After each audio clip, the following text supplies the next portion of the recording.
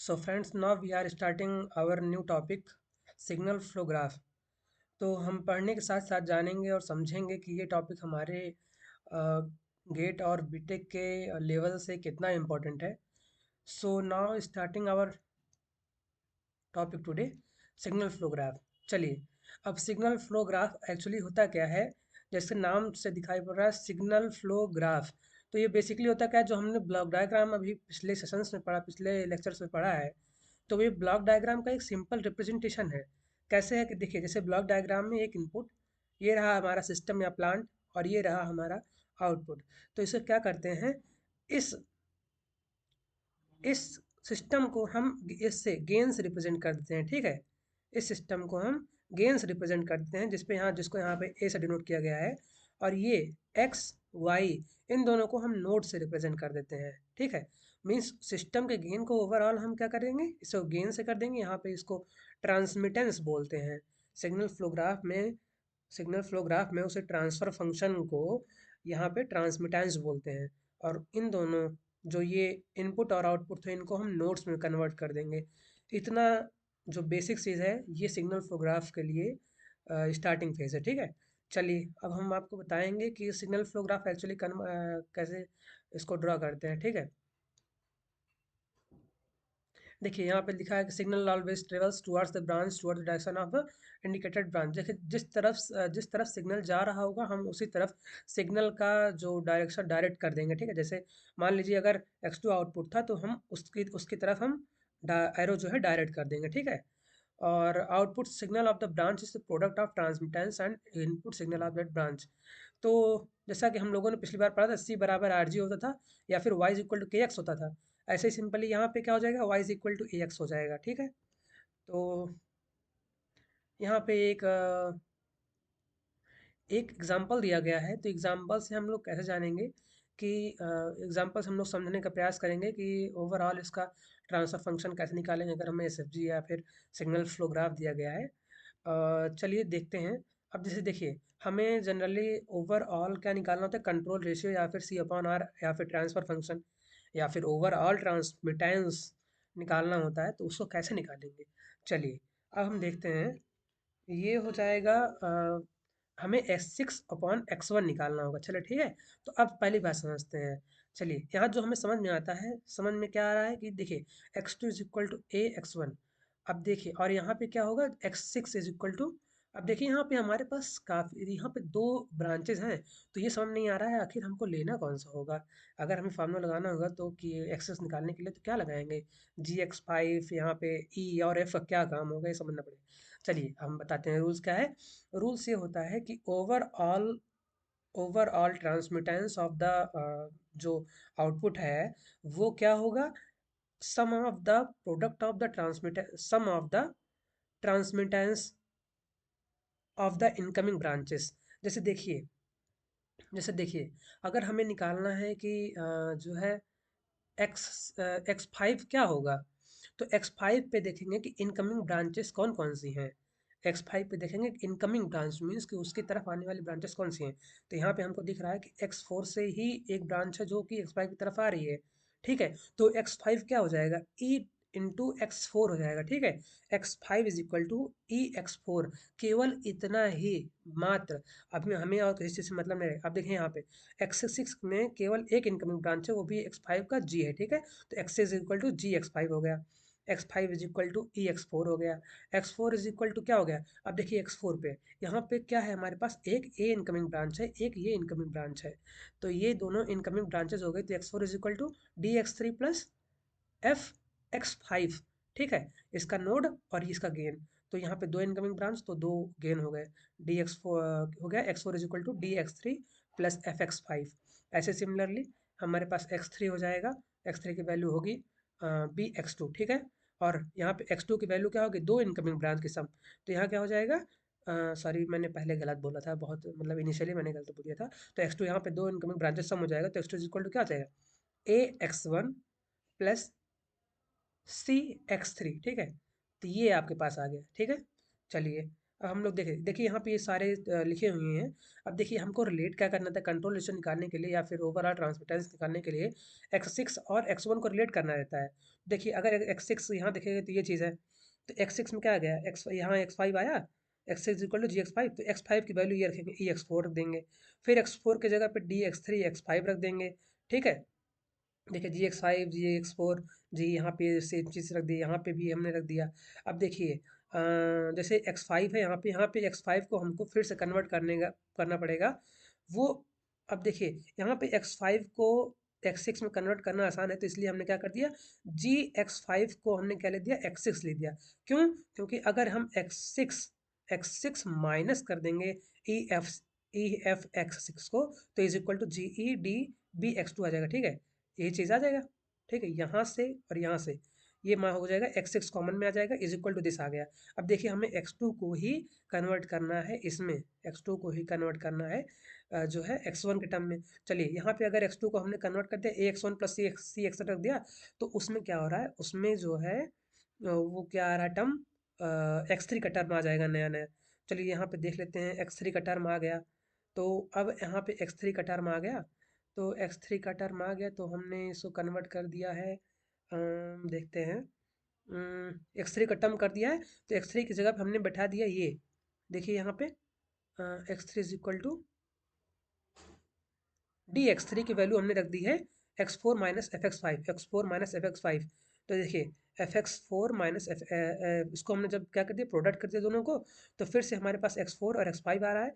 अब हम x4 और x5 को भी कन्वर्ट कर देंगे x6 में, क्यों, x4 को हमने x5 में कन्वर्ट कर दिया, उसके बाद x5 को हमने x6 में कन्वर्ट कर दिया, तो यहाँ से क्या किया, x6 कॉमन ले लिया, उसके बाद x1 का टर्म हमारे पास बचा रहा, ठीक है। यहाँ पे देखिए दो चीज़ें हैं, सबसे पहले हमने कन्वर्ट करना चाहा कि जो है x5 से हमने मतलब कि बॉटम से हमने टॉप पे जाना चाहा, टॉप पे गए, लेकिन वहाँ पे x6 का जो सॉरी x2 का जो है टर्म, वो मामला सारा ख़राब कर रहा था। देखिए यहाँ पे x2 का मामला ख़राब कर रहा था, इसका मतलब हमको क्या करना पड़ेगा, x2 को x6 की तरफ अप्रोच करना होगा। तो हमने x6 की तरफ अप्रोच किया, एट लास्ट ये हमारे पास आता है, ठीक है। और ये फाइनली वर्क करेगा, अगर वो बॉटम टू टॉप नहीं जा रहा है, तो टॉप टू बॉटम मतलब फिर से जाने के बाद जो हमारे पास लास्ट इसमें आया, इस स्टेप में लास्ट आया है, फिर से हम वहाँ से जो जो चीज़ वहाँ पे हमारा जो फाइनल कंक्लूजन निकलने से रोक रही है, वहीं से हम फिर से टॉप की तरफ चलना शुरू कर देंगे, तो हमारे पास एट लास्ट वो डिसीजन दे देगा कि फाइनल और इनिशियल में वो क्या है, रिलेशन क्या है, ठीक है। तो यहाँ से x6 अपॉन x1 आ जाएगा दिस, ठीक है। चलिए यहाँ से ये चीज़ हमारे समझ में आ गई है कि मतलब कि ऐसे निकलता है, ये सबसे विदाउट एनी रूल ऐसे हम लोग कर सकते हैं, ठीक है, एक बेसिक अंडरस्टैंडिंग के साथ। अब नेक्स्ट हम लोग कुछ जानेंगे, कुछ रूल्स के बारे में जानेंगे, इसके simple process of calculating expression. आप चलिए देखते हैं। देखिए हमारे पास पहला एग्जांपल ये रहा कि अगर मान लीजिए हमारे पास एग्जांपल है, तो इसका हम से ओवरऑल ट्रांसमिटेंस कैसे निकालेंगे, तो चलिए देखते हैं कि उसी सेम प्रोसेस के थ्रू ऐसे यहाँ पे लिखा हुआ है। और जी हाँ, चलिए जैसे देखिए x6 अपॉन x1 यही निकल के आया था हमारा, अगर यही निकल के आया था, तो यहाँ पे देख सकते हैं, जैसे अगर देखिए देखिए A B D F G upon 1 minus B C plus D, इस फॉर्मेट में निकल के आ रहा है, तो इस फॉर्मेट से हम लोग क्या समझ सकते हैं, वो हम जो है एक और एग्जांपल के थ्रू जानने का प्रयास करेंगे। चलिए हम लोग एक सिंपलेस्ट जो है एक ले लेते हैं, एक सिंपलेस्ट एग्जांपल लिया है हमने, x6 और x1 का रिलेशन निकालना होगा हम लोग को। अब देखिए x6 को हमने डायरेक्टली ऐसे कन्वर्ट करते चले गए, तो x6 upon x1 is equal to A B C D E आ गया, A B C D E आ गया, मीन्स क्या हो रहा है कि अगर हमने x6 अपॉन x1 निकाला, सबका प्रोडक्ट हुआ है, ओवरऑल जितने भी गेन्स हैं, देखिए ए बी सी डी ई सबका गेन हुआ है, तो मतलब गेन मल्टीप्लाई हो चुका है यहाँ पे, ठीक है, अगर x6 अपन। अब देखिए थोड़ा सा कॉम्प्लेक्स करेंगे, कॉम्प्लेक्स और थोड़ा सा हल्का सा करेंगे, तो क्या हो जाएगा कि एक हम लोग लूप लगा सकते हैं, ये लूप लगा दिया, ठीक है। तो अब इस लूप में क्या हो सकता है, देखिए इस लूप में क्या हो सकता है, जैसे ये मान लीजिए फीडबैक, ठीक है, ये फीडबैक दे रहा है, तो यहाँ पे ये लूप गेन है उसका सी, ठीक है। तो अब इस जो है लूप गेन में हम लोग क्या डिसाइड कर सकते हैं, अब इसको आगे निकाल के देखेंगे। तो x2 यहाँ पे ये चेंज करा, x2 हमने यहाँ क्योंकि इनकमिंग ब्रांच एक और बढ़ गई, तो यहाँ पे x2 का चेंज आया। अब x4 को हमने फिर से ऐसे रिलेट किया है, देखिए पहले x3 को x2 में किया, x2 फिर से x3 में कन्वर्ट हो गया, तो अब क्या हुआ कि इसको मल्टीप्लाई करके हमने फिर से x3 को x4 में कन्वर्ट कर दिया। देखिए मतलब वही चीज़ जो अपने पहले डिस्कस कर चुके हैं, वही चीज़ है कि अगर वहाँ से टॉप टू बॉटम अगर जाने पर एक बार हमारा लास्ट कंक्लूजन नहीं निकल रहा है, फिर से हम जो चीज़ वहाँ पे बच रही है उसको हम फिर से बॉटम टू टॉप ले जाएंगे। तो एक्स थ्री को फिर से एक्स फोर में ले गए, उसके बाद वहाँ से एक्स फोर कॉमन में आ जाएगा और ये एट लास्ट डिसीजन है। देखिए यहाँ पे हमारे हमसे क्या मतलब हमारा हमें क्या पता चल रहा है कि ए बी डी हो रहा है। देखिए यहाँ जो है ए बी डी हो रहा है मीन्स कि ये जो ये जो लाइन है मीन्स कि ये जो स्ट्रेट लाइन है या फिर कह सकते हैं कि नियरेस्ट पाथ है उसका सबका प्रोडक्ट हो रहा है। और अपॉन में क्या आ रहा है, अपॉन में वन आ रहा है और माइनस करके सी बी आ रहा है। सी बी जबकि क्या है, जो लूप का गेन है, जो लूप का गेन है वही आ रहा है हमारा यहाँ पे, ठीक है, वन माइनस करने के बाद। अब चलिए आगे चलते हैं, तो यहाँ पे हम समझ सकते हैं थोड़ा सा और कॉम्प्लेक्स करेंगे इस चीज़ को, थोड़ा सा और कॉम्प्लेक्स करते हैं तो ये आया, ठीक। ये देखिए, देखिए यहाँ पे क्या लिख रहा है, if P is the forward path transmission between an extreme input and output, ठीक है। तो ये चीज़ें इस यहाँ पे ये कह रहा है कि अगर मान लीजिए कि x6 से x1 का जो ट्रांसमिटेंस है वो p है और इसका जो है L1 है, इसका L2 है, तो देन फॉर द तो जो इसका ओवरऑल ट्रांसमिटेंस होगा वो वो होगा ये चीज़, क्या होगा कि t बराबर X six upon x1 is equal to nearest या फिर स्ट्रेट मोस्ट जो है पाथ हमारा है उसको बोलेंगे कि उसका सबका प्रोडक्ट, गेन का product A B D E G, A B D G हुआ है, डी जी हुआ है, अपॉन वन माइनस किए हैं, क्या किए हैं, लूप का गेन, तो बी सी हुआ है प्लस ई एफ हो गया। यहाँ पे दो हैं तो दोनों का सम हो जाएगा, one minus B C plus E F होगा। अब उसका प्लस क्या हुआ है, प्लस हुआ है बी सी और ई एफ इन दोनों का गेन, मतलब कि इन दोनों का गेन का प्रोडक्ट, तो B C into E F हो गया। देखिए यहाँ पे ये चीज़ है, ठीक है। ये आपको एक समझाने का एक सिंपलेस्ट मेथड है कि एक्चुअली होता क्या है, ठीक है। यहाँ पे अगर दो लूप हो गए तो यहाँ पे इनका प्रोडक्ट, इनके गेन का सम, और ये प्लस क्या हुआ है इन दोनों का प्रोडक्ट, ठीक है। चलिए अब हम लोग आगे डिस्कस करेंगे। चलिए अब ये देखिए, यहाँ पे ये दोनों चीज़ें हो गई हैं। Then for the second signal program for the system overall transmittance at bin is overall transmittance. अब यही चीज़ देखते हैं। अब ऐसे ही सिंपली अगर हम लोग x6 और x1 के बारे में अगर कैलकुलेट करेंगे तो एट लास्ट ये क्या आएगा, x6 upon x1 is equal to A B D E G, A B D, sorry यहाँ पे होना क्या चाहिए, ए बी डी, देखिए यहाँ पे एफ जी होना चाहिए, ठीक है। यहाँ पे एफ जी होना चाहिए, इसको आप लोग ऑटो करेक्ट कर लीजिएगा, A B D F G upon A B D F G होना चाहिए अपॉन वन माइनस बी सी,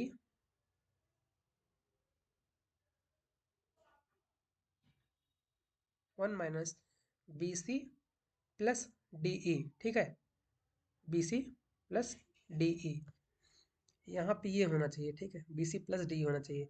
अब देखिए यहाँ पे अंतर क्या रहा है, ये हमको लग रहा है कि ये दोनों सेम है, लगभग लगभग सेम है, तो ऐसा नहीं है, ये सेम नहीं है। क्यों नहीं है, क्यों नहीं है, देखिए यहाँ पे क्या हो रहा है कि ये लूप्स आपस में टच नहीं कर रहे हैं, ये दोनों लूप्स आपस में टच नहीं कर रहे हैं, और यहाँ पे ये लूप्स टच कर रहे हैं, इसलिए ये टर्म हटा दिया जो दोनों का प्रोडक्ट था, ठीक है। चलिए अब ये दो मतलब दो चीज़ हो गई, अगर आपस में टच नहीं कर रहे हैं तो इन दोनों का प्रोडक्ट भी था, ये दोनों आपस में टच कर गई तो ये प्रोडक्ट नहीं है।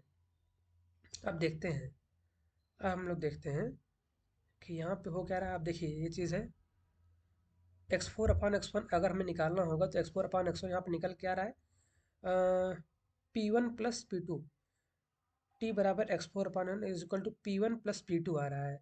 अब जैसे देखिए यहाँ पे हमारे पास P one plus P two पर कहने का मतलब है कि देखिए हमारे पास एक्स फोर से एक्स वन जाने के लिए दो पाथ है, एक ये पाथ है, एक ये पाथ है। तो अगर हमारे पास ऐसे केसेस रहेंगे तो क्या हो रहा है, जब निकालेंगे जो है ऐसे सिंपली अगर हम लोग निकालना चाहेंगे तो वही निकलेगा, P one plus P two आ जाएगा, ठीक है। तो क्या होगा, A C D plus A B D हो जाएगा, A C D plus A B D जो कि पी वन दोनों का सम है। तो अब पिछले चारों पांचों कंक्लूजन से हम लोग क्या निकालेंगे, क्या हमारे पास वो एक फार्मूला जनरेट होगा, उसको हम लोग बाद में अभी जस्ट पढ़ने जा रहे हैं। तो देखिए यहाँ पे हमारे पास अभी तक जो है वो सिंपली हम लोग कैसे कैसे कर सकते हैं कि हम लोगों ने जाना कि कितने पाथ हैं, कितने जो है पाथ होते हैं, उसके बाद मतलब कितने फाइनल से लेकर इनिशियल तक के बीच के अंदर कितने स्टेट मोड्स पाथ होते हैं। उसके बाद लूप क्या है, लूप का हम लोगों ने इंटरफेरेंस पढ़ा था कि P upon one minus L होता था। उसके बाद यहाँ पे जो है अगर ये पाथ कई सारे पाथ है ना, तो उन पाथ के ट्रांसमिटेंस का सम हो जाता था। चलिए अब हम लोग पढ़ते हैं। अब देखिए, हम लोगों ने ये जाना ना कि अगर मान लीजिए हमारे पास केवल ये होगा x1 से x2 लेकर, और एक केवल एक लूप होगा, तो क्या मिल जाएगा, A C D upon one minus B C मिल जाएगा, A C D upon one minus B C मिल जाएगा। ठीक है, तो वैसे ही अब यहाँ पे देखिएगा, ये मिल जाएगा E F H upon one minus G F मिलेगा, वन माइनस जी एफ मिल जाएगा। अब जब दोनों मिल गया हमारे पास, तो क्या होगा, ये इस पाथ का ट्रांसमिटेंस था, ये इस पाथ का ट्रांसमिटेंस था, तो क्या हो जाएगा, ओवरऑल जो ट्रांसमिटेंस होगा इन दोनों का सम हो जाएगा। ओवरऑल जो ट्रांसमिटेंस होगा वही इन दोनों का सम हो जाएगा। ठीक है, अब देखिएगा आप लोग, ये जो था ये तो हम लोग का एक बेसिक अप्रोच था। अब हमको अगर सिग्नल फ्लो ग्राफ कैलकुलेट करना होता है, तो हम लोग कैसे कर सकते हैं। सिग्नल फ्लो ग्राफ करने सॉल्व करने का easiest most easy most method होता है masons gain formula. This is the easiest method you can use. Okay, तो मेसन्स गेन फार्मूला में हम लोग क्या क्या सीखने का प्रयास करेंगे कि ओवरऑल ट्रांसमिटेंस जो होता है वो होता है सिग्मा के बराबर वन से के पी टू पी के डेल्टा के ओवर डेल्टा। अब देखिए यहाँ पे आप लोग देखेंगे कि उसका सबका जो है डिटेल में दिया गया है कि रिटर्न हम लोग समझने का प्रयास करेंगे कि आखिर होता क्या है। पहले मैं बताना चाहूँगा कि जो पी के है, ये दर्शा रहा है कि हमारे पास नंबर ऑफ पाथ्स कितने हैं, मतलब कि आउटपुट से लेकर इनपुट तक के बीच में कितने पाथ आ रहे हैं। तो अगर ऐसा है तो हमारे पास अगर पिछला देखा जाएगा तो वहाँ पे दो पाथ है। ठीक है, तो ऐसे ही अब ये पी के तो हो गया कि नंबर ऑफ पाथ और पाथ का ट्रांसमिटेंस हो जाएगा पी के वैल्यू। ठीक है, अब यहाँ पे डेल्टा क्या है, डेल्टा का मतलब डिनोमिनेटर है देख। ठीक है, हाँ, जैसे पिछले ग्राफ में क्या था, जैसे वहाँ पे वन माइनस लूप का गेन आता था, और अगर मान लीजिए कोई नॉन टचिंग रहेगा तो उनका सम आता था। ठीक है, तो अब हम लोग इस चीज़ को थोड़ा सा फार्मूला लेवल पे किए हैं। तो अगर फार्मूला लेवल पे किए हैं तो हम लोग क्या यहाँ पे देख रहे हैं कि डेल्टा जो होता है, ये डेल्टा जो होता है वो क्या होता है, one minus sum of all individual loop transmittances. हमारे एग्जांपल्स में हमारे जो ग्राफ दिया गया है उसमें जितने भी लूप रहेंगे, सबका गेन, सबके गेन का या सबके ट्रांसमिटेंस का, सब हर लूप के ट्रांसमिटेंस का सम। ठीक, जो हमने देखा one minus L one plus L two हुआ था। ठीक है, वहाँ पे अब देखिए one minus sum of all individual loop. अब उसके बाद प्लस हो रहा है क्या, sum of loop transmittance product of all possible pair of non touching loops. अगर अगर वो लूप्स आपस में टच नहीं कर रहे हैं, या इसका मतलब नॉन टचिंग लूप्स हैं, तो अगर अगर दो होंगे और वो आपस में टच नहीं कर रहे हैं तो उनका प्रोडक्ट। अगर मान लीजिए आपके पास ऐसे तीन तीन अगर पूरे ग्राफ में तीन लूप हैं, तो हमारे पास दो जोड़े बनेंगे, हमारे पास दो जोड़े बनेंगे जो कि आपस में टच मान लीजिए नहीं कर रहे होंगे। तो क्या होगा, हर जोड़ों के प्रोडक्ट का सम, हर जोड़ों मीन्स कि सॉरी, हर पेयर्स जैसे कह सकते हैं कि मान लीजिए हमारे पास तीन है, तो एक पेयर हो गया एक दो, एक पेयर हो गया दो तीन, और एक पेयर हो गया एक तीन। इसका मतलब वन टू टू थ्री और वन थ्री। ठीक है, ये हमारे पास थ्री पॉसिबल पेयर्स हैं। तो अगर ये तीनों आपस में नॉन टचिंग है तो इनका सम हो जाएगा वन टू का ट्रांसमिटेंस प्लस टू थ्री का ट्रांसमिटेंस प्लस वन थ्री का ट्रांसमिटेंस, ये हो जाएगा। और फिर उसके बाद भी चीज़ें आती हैं कि अगर क्या कहते हैं फिर जो नेक्स्ट चीज़ आती है वो आती है, सम माइनस करेंगे sum of loop transmittance product of all triplets of non touching loops. अब देखिए, अगर वो था कि तीन में तीनों चीज़ों में हमने पेयर देखा था कि पेयर कितने थे, मतलब कि दो दो का देखा था। अगर वास्तव में हमारे पास तीन ही होंगे, तो तीन का खुद का प्रोडक्ट भी एक वैल्यू देगा, तीनों का प्रोडक्ट कर देंगे। मीन्स कि जो हमारे पास फर्स्ट लूप, सेकंड लूप और third loop, first loop first loop का सम, first loop into second loop into third loop का जो प्रोडक्ट आएगा उसको हम यहाँ पे करेंगे माइनस कर देंगे। ऐसे ही प्लस, ये देखिए ये माइनस प्लस माइनस चलता रहेगा, और ये यहाँ पे ये था इंडिविजुअल का मतलब एक एक लूप का, ये है दो दो लूप का, और ये है तीन तीन लूप का। इससे आप लोग आसानी से याद कर सकते हैं, वन माइनस एक एक लूप का, फिर दो दो लूप का, फिर ये तीन तीन लूप का, और माइनस प्लस चलता रहेगा। ठीक है, चलिए अब देखिए, अब यहाँ पे एक फैक्टर और आता है डेल्टा के का फैक्टर। डेल्टा के का फैक्टर हम लोग कैसे समझ सकते हैं कि डेल्टा के क्या होता है, अगर मान लीजिए कोई लूप, कोई हमारे पास पाथ होती है, और वहाँ पे एक ऐसा लूप मिलता है जो कि उस पाथ को टच नहीं कर रहा हो, चाहे वो फिगर में चाहे जहाँ हो, चाहे जहाँ भी हो, तो अगर वो टच नहीं कर रहा है तो उस लूप का गेन जो होगा उसको डेल्टा के से डिनोट करेंगे, और वो एग्जिस्ट करेगा इस मैसन्स गेन फार्मूला में, वही प्रोडक्ट के टर्म में आएगा। ठीक है, चलिए आगे हम लोग देखेंगे। देखिए यहाँ पे जैसे ये हमारे पास ब्लॉक डायग्राम दिया गया है, तो क्या करेंगे, आर एस तो हो गया, आर ये हो गया एक हमारे पास नोड, ये चीज़। अब उसके बाद यहाँ देखिए, ये जो है एक जो हमारे पास यहाँ पे एक नोड था, और ये था, तो पिकअप पॉइंट और जी हाँ, जो ये दोनों पॉइंट टेक ऑफ पॉइंट थे और पिकअप पॉइंट थे, तो इन क्या किए हैं, ये नोड का काम कर गए, x1 और x2 का काम किया। उसके बाद यहाँ से g1 निकाल दिया हमने x2 की तरफ, g1 निकाल दिया, सॉरी g2 निकाल दिया। ठीक है, अब उसके बाद जो है यहीं से हमने h निकाल दिया, और ये h कैसा है, माइनस का है। ठीक है, तो माइनस h कर दिया। अब यहाँ से g2 ले दिया। उसके बाद अब क्या कर दिया, मतलब कि हो गया आपका ये जो चीज़ है, ये आपका एक नोड का काम किया। यहाँ से x1 है, देखिए यहाँ पे दो, यहाँ पे देखिए, क्योंकि समिंग पॉइंट से हम डायरेक्टली एक पिकअप पॉइंट हम लोग नहीं कर सकते हैं। ठीक है, जैसे समिंग पॉइंट से हम डायरेक्टली अटैच यहाँ पे नहीं दिखा सकते हैं कि यहाँ से ही निकल गया, तो इसलिए ये एक ही नोड का काम करेगा। ये रहा कॉन्सेप्ट इसके, इस चीज़ के पीछे। तो इसलिए x1 से ही हमने g1 किया है, x1 पे माइनस h आ रहा है, ऐसे ही यहाँ पे x2 से x2 में g1 आ रहा है, सॉरी g1 आ रहा है, और माइनस h जो है जा रहा है। ठीक है, तो ये हमारा ये होगा इसका सिग्नल फ्लोग्राफ रिप्रेजेंटेशन। अब देखिए आगे हम लोग जो जाने हैं, ये क्या हो सकता है कि हमारे पास कितने पाथ हैं, तो ये मतलब कि जो है स्ट्रेट पाथ्स कितने हैं हमारे पास, ये फॉरवर्ड पाथ, तो ये हो गया एक, एक हो गया ये वाला, एक हो गया ये वाला। ठीक है, हमारे पास केवल इतने ही पाथ हैं जो फॉरवर्ड पाथ है। कि ये अगर ये देखेंगे तो यहाँ पे क्या हो जाएगा, ये चीज़ फिर से इंटरफेयर कर जाएगी। अगर हम अब बैक लेना चाहेंगे तो ये इंटरफेयर फिर से कर जाएगी, फिर से वही पाथ आ जाएगा ना, तो इसलिए ये हमारा फॉरवर्ड पाथ नहीं होता, ये वाला जो बैक जाल चला जा रहा है। चलिए अब यहाँ से हमारे पास दो दो हमारे पास पाथ है, तो दोनों पाथ की वैल्यू हो जाएगी P1 और P2। P1 की वैल्यू हो गई इसका गेन ट्रांसमिटेंस, तो ये हो गया G1 या G2 बोल सकते हैं इसका। उसके बाद P1 का G1 हो गया, इसका G2 हो गया। अब उसके बाद इस लूप का देखिए, एक लूप ये बन रहा है, एक लूप ये बन रहा है, एक लूप ये बन रहा है। ध्यान रखिएगा हमेशा, लूप का मतलब होता है जहाँ चले वहीं ख़त्म हो जाए, जहाँ चले वहीं ख़त्म हो जाए। अगर हम यहाँ पे ख़त्म करना चाहेंगे तो इसका पाथ तो फिर से इसका पाथ अपोजिट चल रहा है, तो ये जो है हमारा ये वाला चीज़ लूप नहीं है, जबकि ये वाला लूप है। देखिए ये ख़त्म हो गया, जहाँ मान लीजिए यहाँ से चला तो यहीं ख़त्म हो गया, ये पहला। उसके बाद ये रहा हमारा दूसरा। ठीक है, तो ये हो गया L1, और ये रहा हमारा L2। L1 और L2 का दोनों का हम लोग गेन निकाल लिए। गेन कैसे हो गया, G1 into minus H, minus G1 H, उसका जैसे ही माइनस G2 एच हो गया। अब देखिए, क्योंकि ऐसे कोई पाथ नहीं है, ऐसा कोई लूप नहीं है, सॉरी, जो हमारे पाथ को टच ना कर, फॉरवर्ड पाथ को टच नहीं कर रहा है, तो ऐसे में ऐसे केस में P1 के साथ जो डेल्टा था, पी के डेल्टा के होता है ना, तो P1 के साथ डेल्टा वन होगा, वो डेल्टा वन वन हो जाएगा, डेल्टा टू भी वन हो जाएगा, क्योंकि इसके साथ भी नहीं है।